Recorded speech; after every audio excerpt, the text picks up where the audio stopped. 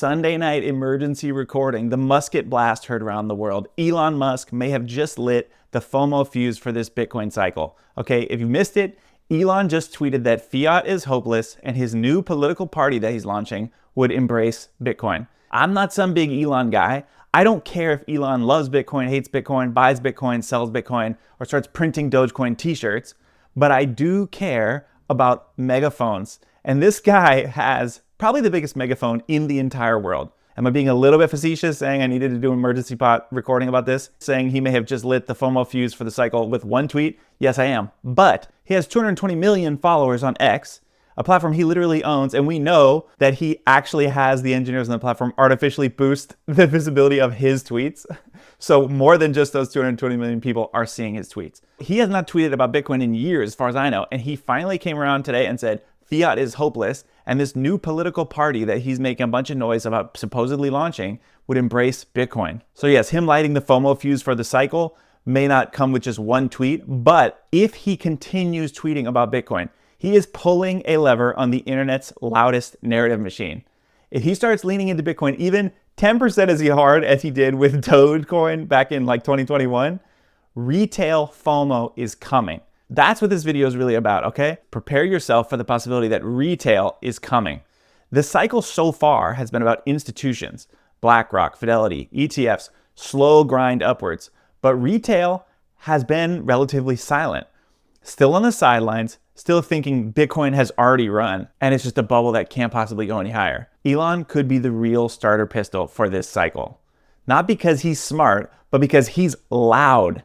And in this video, I'm going to show you why that matters more than most people realize and what it means for the next phase of this Bitcoin cycle. Real quick, I'm John from My Favorite Thing About Bitcoin. I spent years studying Bitcoin. I created this channel with the mission of helping others better understand and grow their conviction in Bitcoin. So starting with the obvious, if you've been paying attention, this cycle has not really felt like a previous crypto or Bitcoin cycle. If you've been around since 2017 or 2021, you know what I mean, that this time around, the line has not gone parabolic up in the same way. We haven't had that crazy post-halving parabolic run. I don't even necessarily believe in cycle theory. I'm just saying this time it hasn't happened. And Bitcoin treasury companies are having a moment, but there has not been an ICO mania or a crazy alt season or a crazy, Shiba Inu that broke into the top 10 overnight. You don't have your cousin texting you about NFTs and your Uber driver giving you tips and shilling you about Cardano and XRP. From my experience and what I've seen other people saying, they don't have that experience this cycle either. It seems relatively quiet when it comes to the retail FOMO piece. This cycle has been relatively calm, eerily too calm, and that's because it hasn't been driven by normie adoption. It's been driven by the institutions. BlackRock, Fidelity, Schwab, trillion-dollar asset managers that are buying Bitcoin on behalf of pension funds and retirement accounts. So ETFs are pulling in billions of inflows, and Larry Fink's on CNBC talking about how Bitcoin is a flight to quality, like it's a treasury bond or something boring, right? That's bullish in the long run, because potentially what that should mean is coins rotating from weak hands into stronger hands that are going to hodl and never let them go. But in the short term, it doesn't feel like a mania, because the institutions don't just FOMO in and with tons and tons of leverage. They don't chase the pumps. They don't YOLO in and lever themselves to the hilt. They just allocate strategically and slowly over time, which is good for long-term adoption, but it's not good for the high time preference, short-term excitement people. Because if you're waiting for the super parabolic moves, the institutions don't work that way.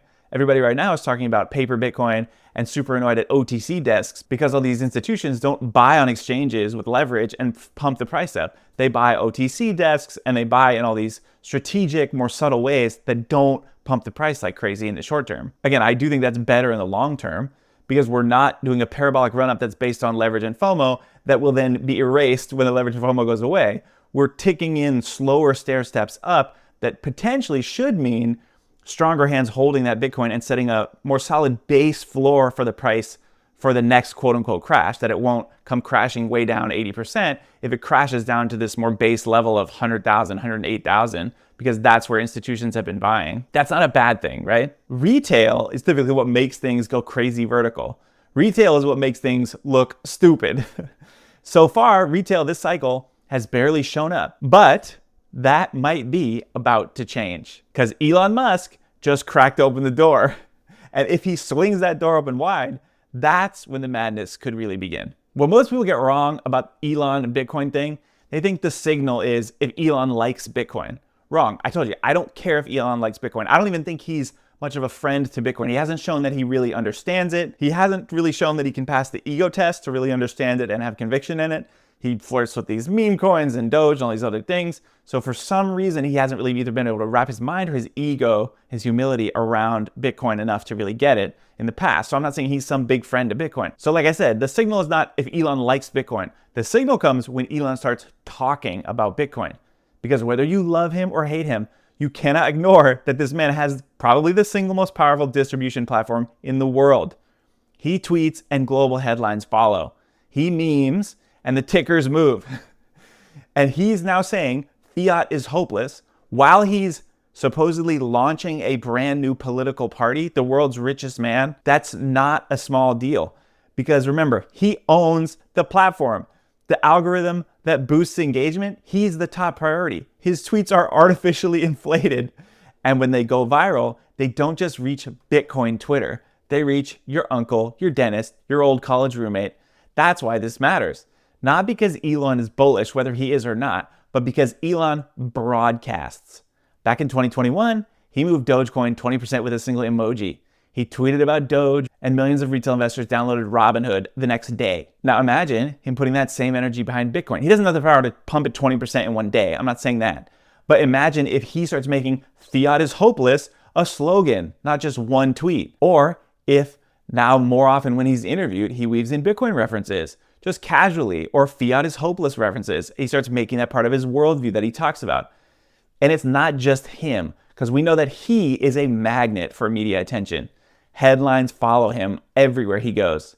There's a reason Tesla's main marketing strategy for basically its entire existence was just let Elon talk. Love him or hate him, he knows how to get eyeballs. One tweet from him about Bitcoin can meet headlines and news segments, CNBC, CNN, Bloomberg, you name it. All the mainstream outlets talking about the fact that Elon's talking about Bitcoin, and that means them talking about Bitcoin more than they ever do now. That's how retail gets activated, because unlike the ETFs and the pension funds, retail doesn't need a Bloomberg terminal and a prospectus. They just need a good story. They just need a reason to feel FOMO. They just need a spark. And Elon may be the one who lights the spark that this cycle hasn't really had yet. And the reason it hasn't really had that yet is something that we don't really talk about a lot. Maybe people don't really want to admit it. I don't know. But $100,000 Bitcoin does feel expensive to most people. Most of the videos that I make on this channel are not about stuff like this. They're about hard money, why hard money wins, sound money, why Bitcoin has value, why $100,000 Bitcoin is not too expensive, because there's no such thing as Bitcoin being too expensive, because there's no such thing as a time when you wouldn't want to trade weak money for hard money. That's what most of my videos are about, right? But unit bias is real. Most people don't understand that stuff. Most people don't understand supply caps and halvings and monetary policy. I'm operating under the assumption this cycle that most people's brains definitely flinch at that 100K number. Deep down, humans suck at price abstraction. We're visual and we're emotional and we're anchored to round numbers like that. And 100,000 sounds to people like a six-figure luxury car. Sounds like a down payment on a house. Not something that makes your mom want to impulse buy magic internet money on Coinbase. That's what unit bias really means. The psychological tendency to prefer whole units of a cheaper asset. And it has been killing retail adoption this cycle, is my belief. That's why people buy Dogecoin over Bitcoin, or why Shiba Inu pumps while Bitcoin can crab sideways. It's not because people believe in dog coins. It's because people want to own 100,000 of something, not 0.137 of something that's actually worth a lot more. They want to feel rich, or they want to open and see a big number in their app. That's the illusion that Bitcoin sort of has to overcome, especially in these later cycles. It's the same asset, same scarcity, same network, but once it crosses six figures, or eventually seven figures, it crosses an invisible mental threshold where most people think, damn, I've already missed it. Even if we know, who understand it, know they didn't miss it. There's no such thing. You can't miss it. Harder money will always win. Even if you can only buy $10 worth of Bitcoin, even if 0.1 Bitcoin is going to feel massive one day, most people don't buy based on logic. They buy based on vibes and emotions. And they really don't want to feel stupid buying something at 100,000 that they know you bought last year at 50,000, or a couple years before that at 16,000, or they know that 10 years ago it was, $400. They have a hard time wrapping their mind around that. That hurts their feelings. Like, I can't pay $100,000 for something you paid $400 for 10 years ago, especially if they don't understand the value of the thing and where it comes from, right? They see it as a bubble because they haven't done the work to understand how money works and why hard money always wins. And this is exactly where Elon comes in because he is one person who can almost reframe the narrative by himself. He can say, fiat is trash, Bitcoin is freedom. He can say, $100,000 Bitcoin is cheap because we're early. And he can say it in one meme or one soundbite or one viral moment that gets seen by 100 million, 200, 500 million people. And suddenly, retail stops seeing it as expensive and starts seeing it as under-owned. Or at least they start saying to each other, oh, did you hear what Elon said? Maybe I should start thinking about that Bitcoin thing again. Because let's be clear, this would not be the first time that Elon almost single-handedly kicks off a retail frenzy. If you remember 2021, Dogecoin was a meme, but then he tweeted about it. It became like a movement practically. He started calling himself the Doge father. He went on SNL and joked about it on stage. And Doge, which was literally a fork of Litecoin, hit a $90 billion market cap. That's not based on fundamentals at all. That was pure hype, pure narrative distribution, and pure retail mania. There's a similar story on TikTok on 2020 with let's all buy Doge and make it hit $1. It was stupid, but it worked because retail does not read the white paper. Retail just needs hype and FOMO and a good story. And when retail has a reason, all hell can break loose. We saw it in 2017 with ICOs. We saw it in 2021 with NFTs. We've seen it with meme coins. Every time retail starts flooding in, that's when you get the irrational exuberance and you get the crazy leverage and the FOMO and you get the parabolic moves. And then eventually you get the pain. So I'm not saying that this is all good. I'm just saying this is what happens. When normies show up en masse, they don't dollar cost average in. They ape in. They borrow against their house. They chase green candles on TikTok with their life savings, which is why Elon potentially leaning into Bitcoin now could be a pivotal moment. Not because it confirms our thesis about Bitcoin, but because it front runs the next phase of the cycle, the retail phase. And if the world's richest man is ready to flip the switch and turn Bitcoin into a political talking point, you better believe that your group chats are about to get real annoying. And here's the part that makes it even crazier. Because in this case, he didn't just tweet about Bitcoin. He tied it to politics.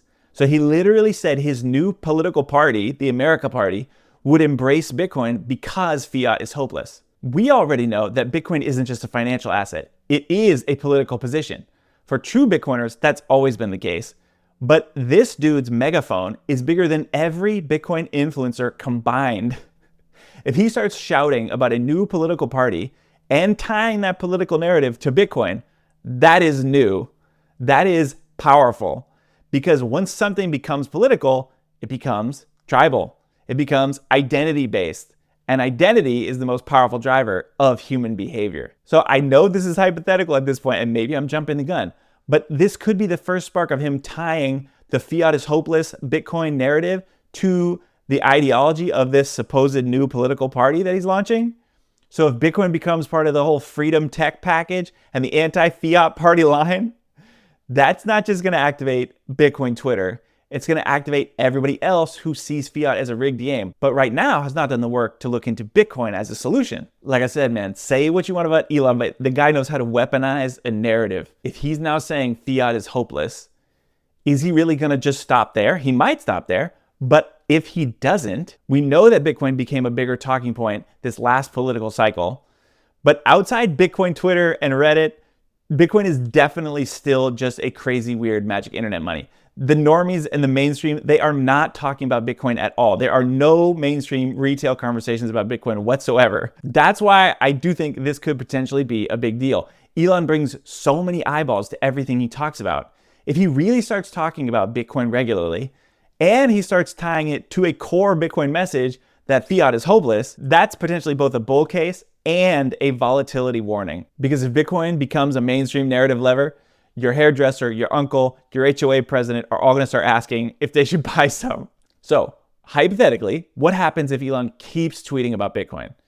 If it becomes a political meme on the level of Doge, not the dog coin, but the agency, if the mainstream headlines shift from Bitcoin has no use case to Elon says Bitcoin is freedom money, then you need to be ready for the retail effect to show up. And retail does not bring stability. Retail brings chaos. Retail brings leverage and scams and bag chasing and FOMO cycles that melt faces on the way up and blow out accounts on the way down. Because we have not really seen the Wild West part of this cycle yet, but that historically is what drives the biggest moves in Bitcoin's history.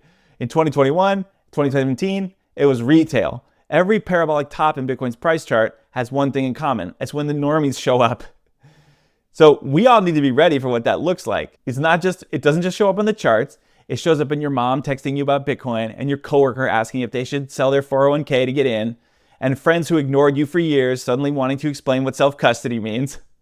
So here's what you need to do, all right?